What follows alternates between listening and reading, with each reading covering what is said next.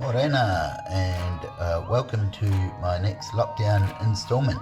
I am going to be making some basic sweet bun dough.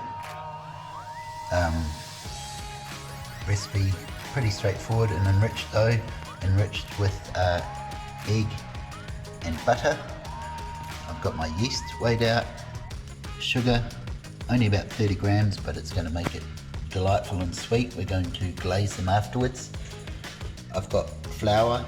It is a bread, so it is a strong flour, and I've got my 5 grams of salt already in there. I've decided I want to give it a bit of a Middle Eastern sort of flavour, so I'm actually going to put some saffron and cardamom in with the milk. So they're going to be saffron, cardamom donuts, and then I'm going to use a quince, or I might even get some orange zest into it. I think orange and cardamom go really well together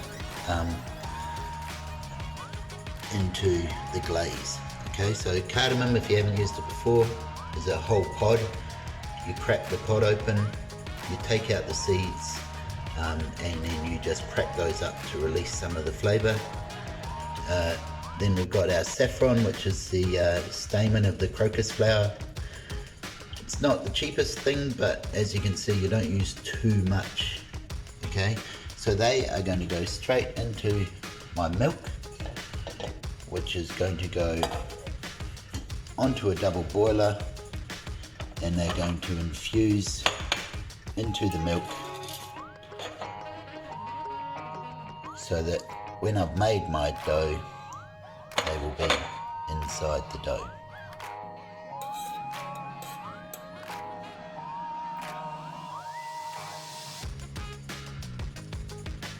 Alright, so the yeast has mixed really well with about half of the milk.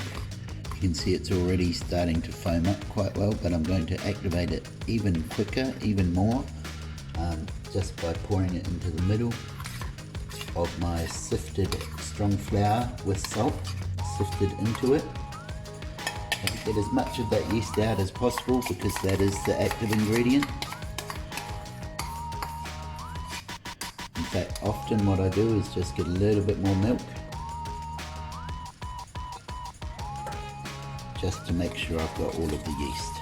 Okay, so once I'm going to leave this for another probably a good 15-20 minutes for it to really wake up and activate. Once that is done, I'm basically going to mix in all of the remaining ingredients. So it is the rest of the sugar, so about 25 grams, because I used 5 grams with the yeast. Just sprinkle a little bit of flour on top. Flour, obviously carbohydrates, which is sugar, so yeast love it. The egg and the milk, I'm going to mix that to a dough. Once it is a dough, then I'm going to work the butter in slowly. I like to make mine a dough first. Some recipes say chuck it all in together and mix it. I like to get the butter in after I've made the dough or mixed the other ingredients, just so it's less likely to be a short dough.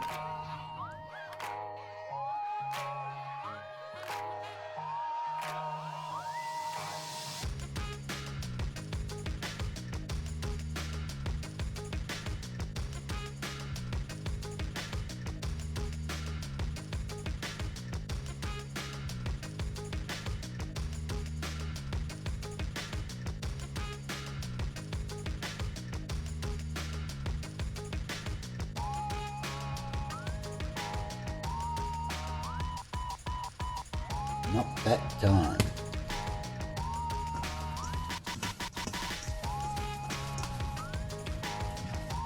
Beautiful supple dough.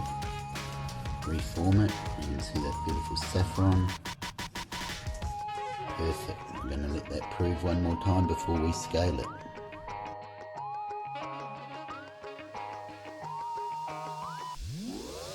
Welcome back. So I've scaled all of my dough to approximately 30 grams. Do be quite careful, you don't really want 10 grams either side, because that will make quite a difference. I've set up some trays for my baked donuts. And then if you've watched Paul Gibbs's version, I've just sprayed a little bit of baking paper to make it easier to get my deep fried donuts into the fryer. So just a quick demo again. It's very similar to the technique or the way that if you have watched Paul's version, but all we're going to do, we want nice smooth balls. So if you're doing one, nice bit of pressure, apply the pressure, slowly cup your hand so you get a nice smooth finish, okay? And then onto our greased paper. Obviously we're going to leave enough space for those to prove so they're not touching. If you want to go a bit quicker and you get two at a time, again pressure, opposite direction, slowly cup your hand and you end up with two nice smooth balls, okay? So I might, if I slide that along, I'll probably be able to fit 4 on each little strip. I'm going to continue doing that. Like I say, approximately 30 grams these. You can see the beautiful saffron and cardamom coming out and they smell sensational.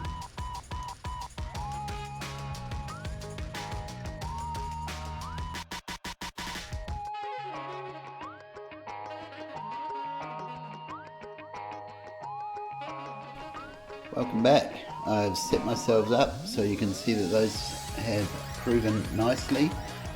These ones are the ones I'm going to bake. I've made 4 of them into a finger bun style. These ones are the ones I'm going to deep fry. So the baking, we're looking at about 190 to 200 degrees for about 15 minutes, but anyone that knows me knows time is irrelevant until they're ready. And then with our deep fried ones, we're going to warm up a deep fryer. You can just use a pot with oil. I think that's dangerous as hell, so I went out and got myself a actual deep fryer. I'm just using a nice clean canola or rice bran oil, something that's not going to add too much flavour. Okay, and you can see that it's around about 170. So normally when we deep fry it, somewhere between 160 and 185, 190. These, you want them slightly lower on that scale so that they have time to brown and cook all the way through. Setting myself up, I've got a little bit of caster sugar with, normally it's cinnamon. I prefer a little bit of mixed spice and a little bit of ginger. Again, those that know me know that. I don't have a spider, so I've just got a slotted spoon that I'm going to need to turn those donuts over once they're in there. Okay, you can either do it with or without the basket in. With the basket is a little bit easier to drain them out later. Okay, I set this up now because I prefer, some people take them out, drain them and put them onto baking paper, handy towel or paper towel.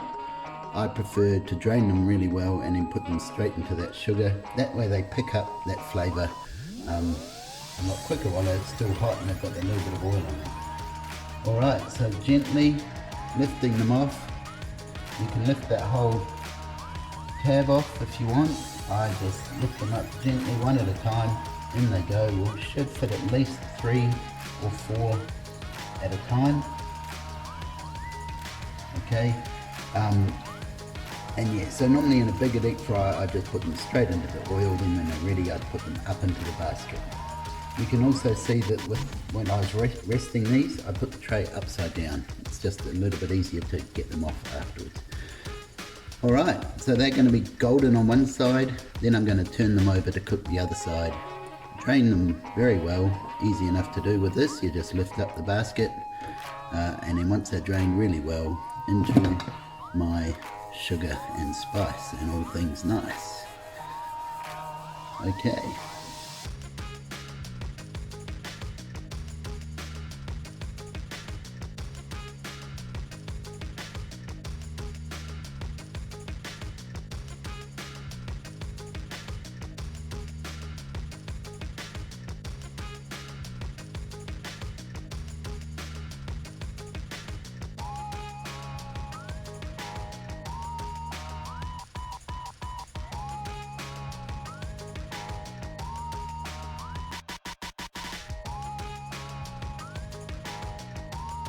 welcome back.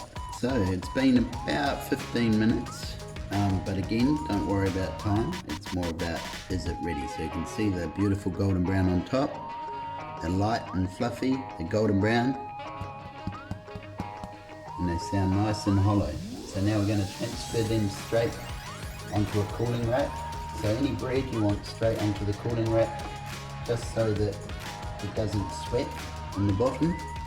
We're going to lift that cooling rack back over the tray. I'm just going to separate these puppies now. They haven't lifted quite as much as I wanted. They're a little bit flat, but that's okay. So there's numerous different ways to finish these. You can let them cool and you can fill them. Again, have a little look at Chef Paul Gibbs. He did some donuts on here and he's done some different icings and things like that. I like to keep them quite simple. With these guys, once they're finished and they're glazed, I might cut them and put a bit of whipped cream in there because that's freaking delicious. So I'm going to glaze these because otherwise they're a little bit dull looking. The glaze I'm using, you might recognize it from some of the other videos, but any jam or jelly. This one is a quince jelly, so it's nice and clear. With some jams, you might want to warm them up and then strain them, sieve out the big chunks.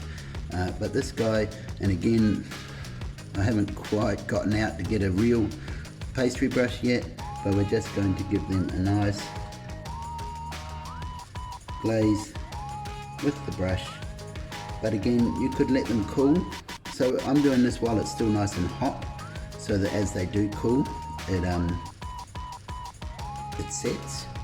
The other good thing about while it is hot, if I did put too much glaze on, while it's hot the excess will roll off, but if I'm doing it while it's cooler, you'll just end up with lumps or clumps of sugary goodness on top.